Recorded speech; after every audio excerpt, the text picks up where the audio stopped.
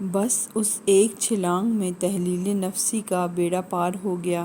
اس catharsis کے بعد میں اپنے کمرے میں واپس آ کر بڑے آرام سے گھوڑے بیچ کر سو گیا۔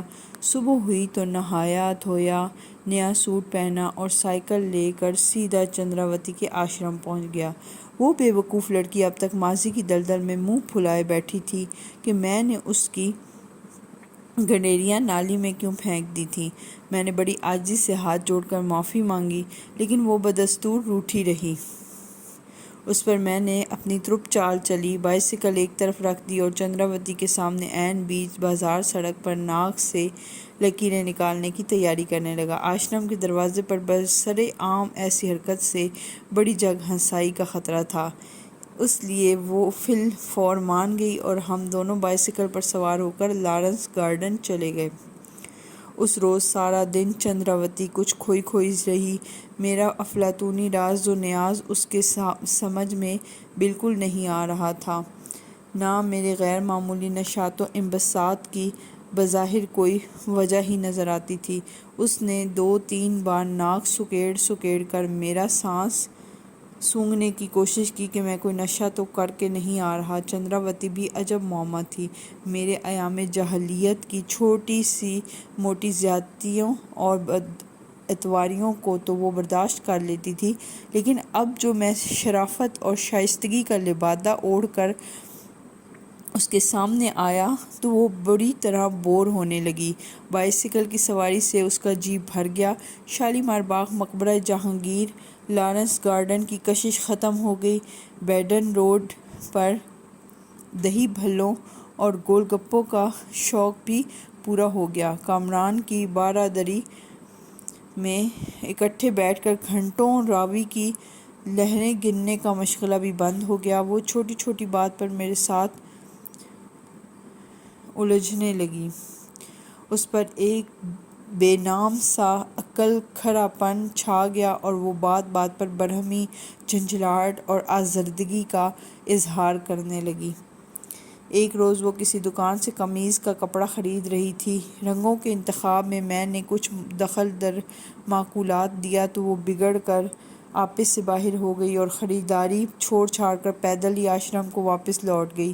اگلے روز میں اس سے ملنے گیا تو پنجرہ خالی تھا۔ اس نے آشرم چھوڑ دیا اور اپنا سامان لے کر وہ ایمن آباد چلی گئی تھی۔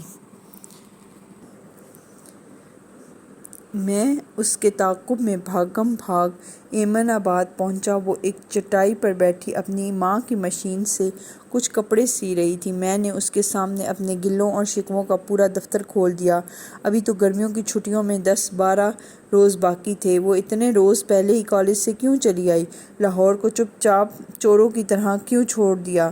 مجھے کیوں نہ خبر کی؟ چندراوتی اپنی نظریں سلائی پر گاڑے خاموشی سے مشین چلاتی رہی۔ میرے سوالوں کا اس نے کوئی جواب نہ دیا، لیکن کپڑے سیتے سیتے سر اوپر اٹھائے بغیر اس نے آہستہ آہستہ دھیمے لہجے میں مجھے آگاہ کیا کہ اس نے فیصلہ کر لیا ہے کہ وہ ساری گرمیوں کی چھٹیاں کپڑے سی کر کچھ پیسے جمع کرے گی اور ستمبر کے مہینے میں اپنی ماتا کو ساتھ لے کر گنگا اشنان کے لیے بنارس چلی جائے گی۔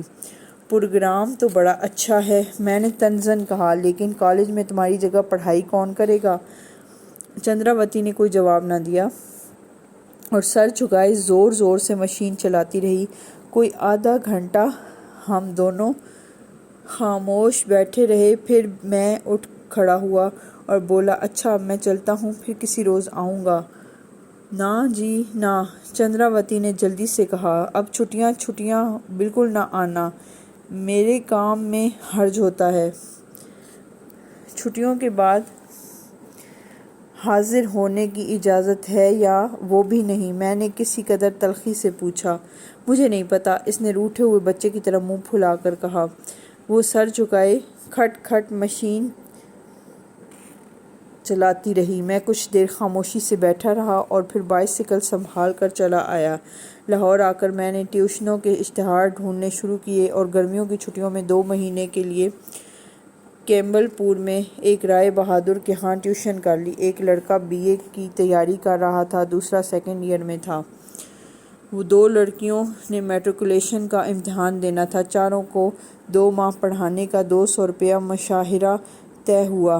رائے بہادر نے رہنے کے لیے مجھے اپنے پٹوار خانے میں جگہ دے دی اور 2 وقت کا کھانا اپنے ایک مسلمان کارندے کے ہاں مقرر کر دیا۔ رائے بہادر کی منت سماجت کر کے میں نے 100 روپیہ پیشگی وصول کر لیا اور اسے ایک بڑے خوشامدانہ خط کے ساتھ چندراوتی کی خدمت میں بھیج دیا۔ میں نے بڑی منت سماجت ڈانٹ ڈپٹ سے اس کو خط لکھا کہ وہ سلائی مشین پر اپنا وقت ضائع نہ کرے بلکہ اپنے امتحان کی تیاری کرے۔ بنارس یاترا کے لیے 200 روپیہ فراہم کرنا میری ذمہ داری ہے۔ چند روز کے بعد منی آرڈر جوں کا توں واپس آ گیا۔ اگلے ماہ میں نے پورے 200 روپے کا منی آرڈر بھیجا، وہ بھی اسی طرح واپس آ گیا۔ چھٹیوں کے بعد میں خود ایمن آباد گیا۔ وہ چارپائی پر بیمار پڑی تھی۔ اس کی ماں پاس بیٹھی پنکھا کر رہی تھی۔ مجھے دیکھ کر چندراوتی اٹھ کر بیٹھ گئی۔ میں نے شکایت کی کہ اس نے میرے بھیجے ہوئے پیسے واپس کیوں کر دیے تھے، منی آرڈر کیوں کیا تھا۔ چندراوتی نے تنک کر کہا، خود کیوں نہیں لائے؟ خود کیسے لاتا؟ میں نے جواب دیا، تم نے خود ہی تو کہا تھا کہ چھٹیوں میں یہاں نہ آؤں، تمہارے کام میں حرج ہوتا ہے۔ ہائے رام! چندراوتی نے ماتھے پر ہاتھ مار کر کہا، تم میری ہر بات کو سچ کیوں مان بیٹھتے ہو؟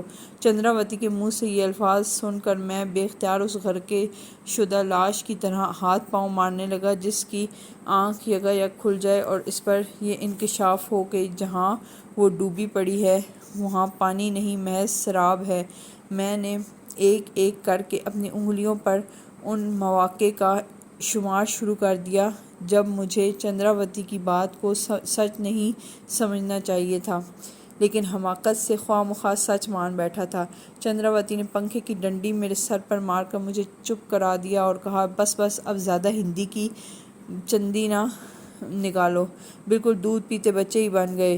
کیوں نہ بنتا؟ میں نے بھی کھسیانی بلی کی طرح کھمبا نوچنا شروع کیا، تم میرے ہاتھ کا چھوا ہوا پانی کا گلاس تک تو پیتی نہیں ہو؟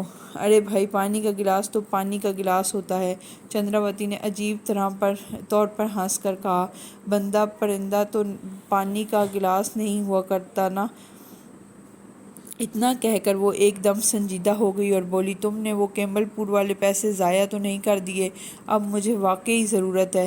بستر پر بیٹھے بیٹھے اس نے مجھے اپنی بیماری کی رام کہانی ایسے انداز سے سنائی جیسے کوئی شوخ بچہ اسکول میں اپنی شرارتوں کے کارنامے سناتا ہے۔ ایک دن یوں ہی بیٹھے بٹھائے اسے ہلکی ہلکی حرارت شروع ہو گئی، پھر کھانسی کے ساتھ تیز بخار ہو گیا۔ ایمن آباد کے وید نے تپ محرکہ تشخیص کیا اور ٹھنڈے شربتوں سے علاج کرتا رہا۔ کھانسی بڑھتی گئی اور 21 دن گزرنے کے بعد بھی جب بخار نہ ٹوٹا تو وہ گھبرا کر گوجرانوالا ہسپتال میں سول سرجن کے پاس چلی گئی۔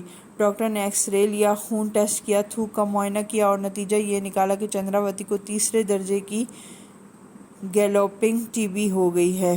ٹی بی کی خبر سن کر جگدیش چندر آڑھتی نے چندراوتی کی ماں کو اپنے گھریلو ملازمت سے نکال دیا۔ محلے والوں نے بھی ان کے ہاں آنا جانا بند کر دیا اور اب وہ ماں بیٹی اپنی سلائی مشین بیچ کر کھانے پینے اور دوا دارو کا کام چلا رہی تھیں۔ میں ہر دوسرے تیسرے دن صبح سویرے اپنی بائیسکل پر ایمن آباد چلا جاتا تھا۔ سارا دن ماں بیٹی کے ساتھ بیٹھ کر تاش کھیلتا اور گپیں ہانکتا اور شام کو بائیسکل پر لاہور واپس آ جاتا، لیکن رفتہ رفتہ چندراوتی کی کھانسی کے دورے بہت بڑھ گئے۔ کھانسی کی دھونکنی گھنٹہ بھر بڑی بے رحمی سے چلتی اور وہ بے سدھ ہو کر بستر پر گر جاتی۔ یہ دیکھ کر میں ایمن آباد اٹھ آیا۔ دن بھر چندراوتی کے پاس رہتا، رات کو ایک مقامی مسجد کے صحن میں پڑھ کر سو رہتا۔ ایک روز چندراوتی کھانس رہی تھی تو اس کے گلے میں کوئی پھانس سی اٹک گئی۔ اس نے زور سے کھنکار کر گلا صاف کیا تو ہولی کی پچکاری کی طرح اس کے منہ سے چلو بھر خون نکل آیا، ساتھ ہی اسے شدت کے اسہال لگ گئے۔ دیکھتے ہی دیکھتے اس کا چہرہ سونار کی کٹھالی میں گلتے ہوئے سونے کی طرح پگھل گیا اور بستر پر لیٹے لیٹے اس کا بدن اس طرح گھلنے لگا جیسے پانی کے گلاس میں پڑی ہوئی مصری کی ڈلی اپنے آپ ریزہ ریزہ ہو کر تحلیل ہونے لگتی ہے۔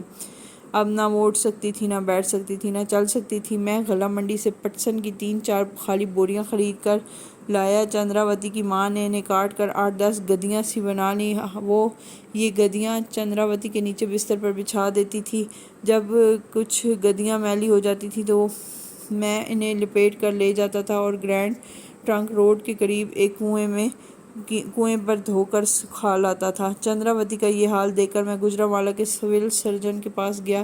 سارا احوال ہمدردی سے سن کر اس نے میرے ساتھ ایمن آباد چلنے سے تو انکار کر دیا، لیکن 16 روپے فیس لے کر ایک نئے مکسچر کا نسخہ ضرور لکھ دیا۔ میں مکسچر بنوا کر ایمن آباد پہنچا تو چندراوتی سورگباش ہو چکی تھی۔ شام تک ارتھی تیار ہو گئی۔ شمشان بھومی میں 2.5 من سوکھی لکڑی کی چتا بنائی گئی۔ چندراوتی کو اس میں لٹا کر بہت سا گھی چھڑکا اور سندل کے ایک چھوٹے سے ٹکڑے سے اسے آگ دکھا دی گئی۔ شعلہ بھڑک بھڑک کر اژدہاؤں کی طرح ہوا میں زبانیں نکالنے لگا۔ 2-3 برہمن زور زور سے منتر الاپنے لگے۔ ایک سادھو نے شنکھ بجایا۔ چنگاریاں چٹک چٹک کر دور تک آنے لگیں اور دیکھتے ہی دیکھتے وہ لڑکی بھی جل کر راکھ ہو گئی جس نے کبھی میرے ہاتھ کا چھوا ہوا پانی تک نہ پیا تھا۔ چندراوتی کی ماتا نے ایک مدھم سی لالٹین کی روشنی میں اپنی بیٹی کے پھول چنے اور راکھ سمیٹ کر ایک پوٹلی میں باندھ دی۔ لاہور آ کر میں نے اپنا بائیسیکل بیچ دیا اور چندراوتی کی ماں کو بیٹی کے پھول گنگا میں بہانے کے لیے بنارس جانے والی گاڑی میں سوار کرا دیا۔ لاہور ریلوے اسٹیشن کے پلیٹ فارم نمبر 2 سے جب بنارس والی ٹرین روانہ ہو گئی تو اس کی پچھلی سرخ بتی دیر تک اندھیرے میں خون آلود جگنوں کی طرح ٹمٹماتی رہی۔ پلیٹ فارم پر تو بڑی چہل پہل تھی، لیکن میں اسٹیشن سے نکل کر باہر آیا تو چاروں طرف اندھیرا ہی اندھیرا تھا۔ لاہور کے سارے لیمپ پوسٹ جادو کے زور سے غائب ہو گئے تھے۔ عاد اور ثمود کی بستیوں کی طرح اس شہر خاموشاں کی عمارتیں بھی اپنی چھتوں پر اوندھی پڑی تھیں۔ ہر جانب کھنڈر ہی کھنڈر تھے۔ اس ویرانی میں مفلوج ہاتھ کی بے حس لکیروں کی طرح صرف ان مردہ شاہراہوں کا جال پھیلا ہوا تھا جن پر میں چندراوتی کے ساتھ بائیسیکل چلایا کرتا تھا۔ کئی روز تک میں دن رات ان شاہراہوں پر پا پیادہ گھومتا رہا۔ چلتے چلتے میرے پاؤں میں چھالے پڑ گئے۔ جب مزید چلنے کی سکت باقی نہ رہی تو مجبوراً میں گورنمنٹ کالج کے لان میں واپس آ گیا اور اپنا پہلا افسانہ لکھنے بیٹھ گیا۔ افسانے کا عنوان چندراوتی تھا اور اس کا پہلا فقرہ یہ تھا: جب مجھے چندراوتی سے محبت شروع ہوئی، اسے مرے ہوئے تیسرا روز تھا۔ افسانہ لکھتے لکھتے میں کئی بار رویا، کئی بار ہنسا۔ مکمل کرنے کے بعد میں نے یہ کہانی اختر شیرانی کی خدمت میں بھیج دی۔ انہوں نے اسے پسند فرمایا اور مجھے بڑا پیارا خط لکھا۔ افسانہ انہوں نے رومان میں شائع کر دیا۔ جب میں یہ افسانہ لکھ رہا تھا تو پروفیسر ڈکنسن کلاس لے کر حسب معمول لان سے گزرے، مجھے دیکھ کر رک گئے اور بولے، "hello roasting alone, where is your golden girl?" میری آواز مچھلی کے کانٹے کی طرح گلے میں پھنس گئی اور میں نے سسکیاں لے کر کہا، "sir, she has reverted to the gold mine."